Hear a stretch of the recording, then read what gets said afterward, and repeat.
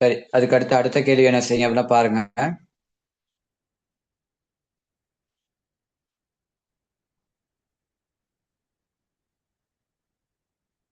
அடுத்த கேள்வி கொடுத்திருக்காங்க பாருங்க. பங்குடைமை சம்பந்தமான ஒரு கேள்வி கேட்டிருக்காங்க. பங்குடைமை தொடர்பு ஒன்று சரியானது, அதாவது பங்குடைமை தொடர்பான சரியான கூற்று எது அப்படின்னு கேட்டிருக்காங்க. சரியா?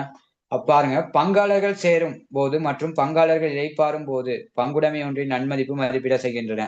அதாவது பங்குடைமை நன்மதிப்பு வந்து பங்காளர் சேரல் விலகலின் போது மட்டும் இல்ல, ஒரு பங்காளருக்கு உரிமை மாற்றப்படுற சந்தர்ப்பங்கள், அதாவது உரிமை விகிதங்கள் ஏதாவது மாற்றம் ஏற்பட்டாலும் என்ன செய்யப்படும் அப்படின்னா நன்மதிப்பு கணிப்பிடப்படுதல் வேண்டும்.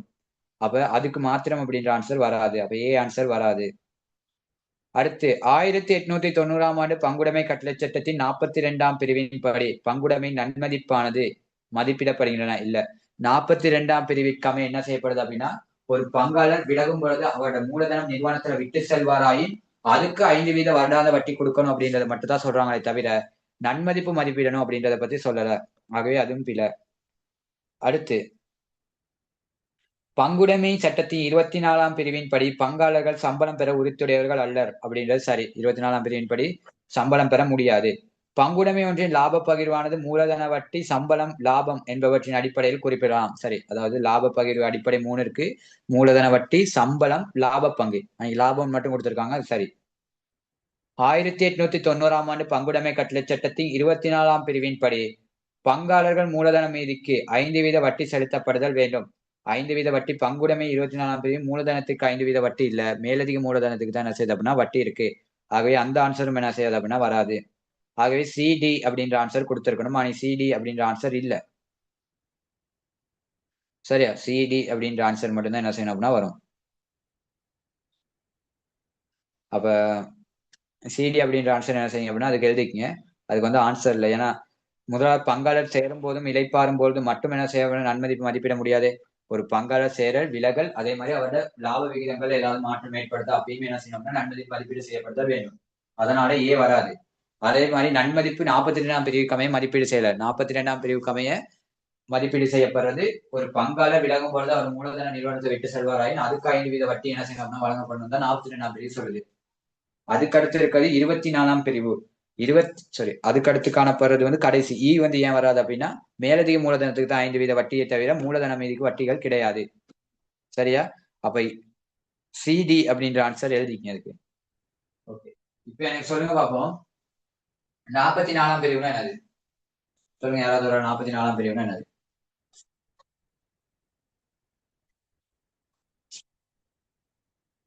சொல்லுங்க, மதுரை சொல்லுங்க. 44ஆம் பிரிவுனா என்னது?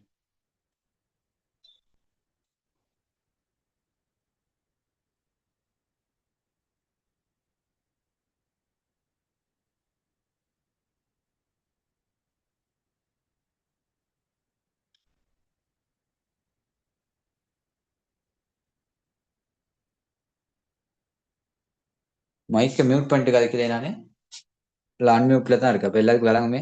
சொல்லுங்க, 44ஆம் பிரிவுனா என்னது? கலைச்செல்வி. காலர் மறைமொழி சட்டம் பத்தி சொல்லுங்க. அப்படின்னா என்னது? பங்காளர் வந்து முறையற்ற விதத்துக்கு உட்பட்டாங்கன்னா அவருடைய நட்டம் வந்து மற்ற பங்காளர்கிட்ட சமனா பகிரப்படணும். ஓகே, சரி. கிறிஸ்டிகா சொல்லுங்க, 41ஆம் பிரிவு.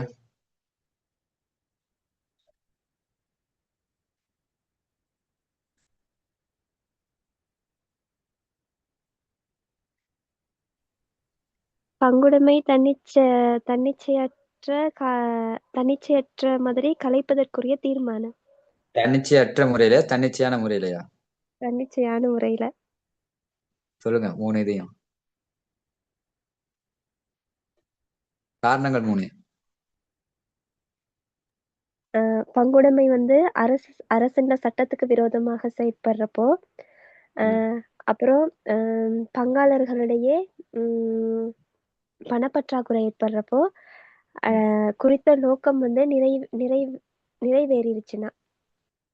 குறித்த நோக்கம் நிறைவடைந்தா. சரி, அதுக்கு அடுத்து சொல்லுங்க. வேற யாரு இருக்கா எனக்கு?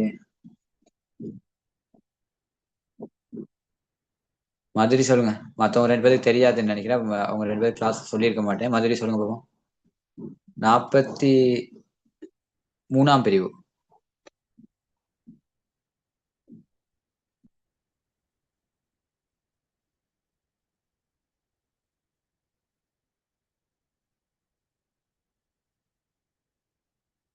கதைக்க கூடாதுன்னு ஒரு கொள்கையில இருக்கு போல மதுரை.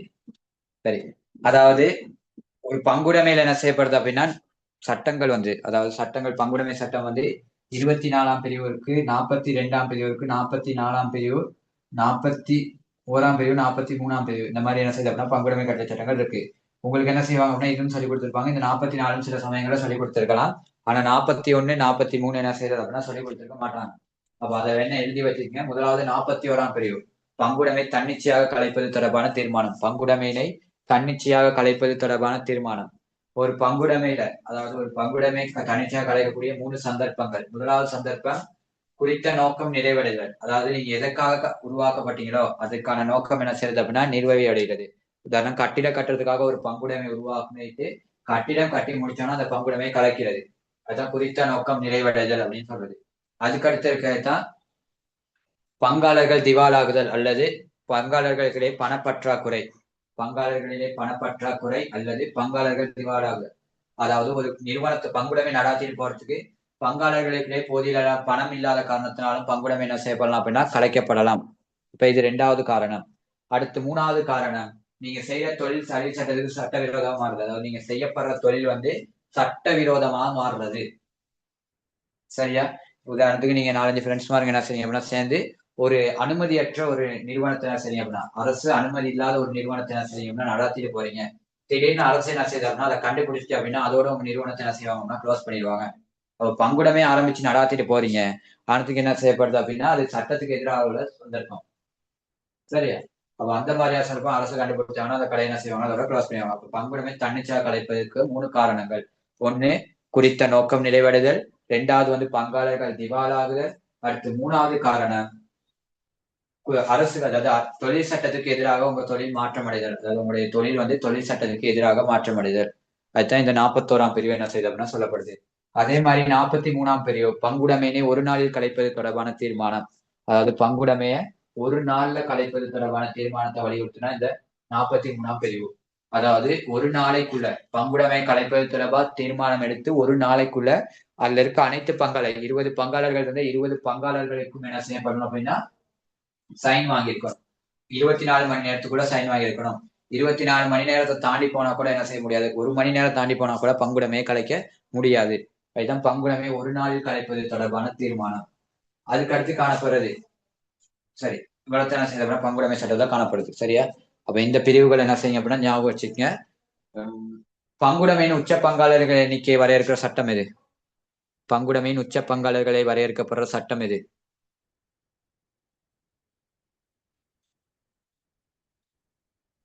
சொல்லுங்க, யாராவது 2007ஆம் இலக்க கம்பெனி சட்டம். 7ஆம் ஆண்டு 7ஆம் இலக்க கம்பெனி சட்டத்தின் எத்தனாம் பிரிவு?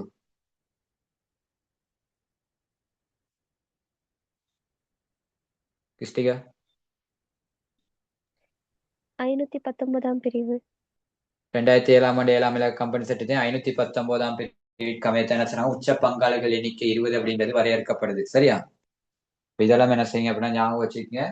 அடுத்த கிளாஸ் வந்து பேப்பர்ல கேள்வி செய்யாம என்ன செய்ய வேணாம், கிளாஸ் பக்கம் வர வேணாம். இப்ப சொல்லிதான் அனுப்புறேன், கேள்வி செஞ்சுக்கிட்டே என்ன செய்யுங்க அப்படின்னா வாங்க. சரி, இப்ப பாருங்க இன்னைக்கு எத்தனை கேள்வி பார்த்திருக்கோம் அப்படின்ட்டு. நீ பார்த்திருக்கோம் 26 கேள்வி. அடுத்த கிளாஸ் என்ன செய்யுங்க அப்படின்னா 60 கேள்வி வரைக்கும் செஞ்சுட்டு வாங்க கிளாஸ்க்கு. சரியா? அப்ப எனக்கு என்ன செய்யலாம் அப்படின்னா இந்த உங்களை செய்ய வச்சு விளங்கப்படுத்துற டைம் வந்து என்ன செய்யலாம் அப்படின்னா சேவ் பண்ணி நான் கேள்வி மூவ் பண்ணிட்டு போகலாம். அப்போ உங்களுக்கு தான் என்ன செய்ய முடியும் அப்படின்னா அப்படி செஞ்சாலும் உங்களுக்கு தான் கூட கேள்வி என்ன செய்யலாம் அப்படின்னா பார்க்கலாம்.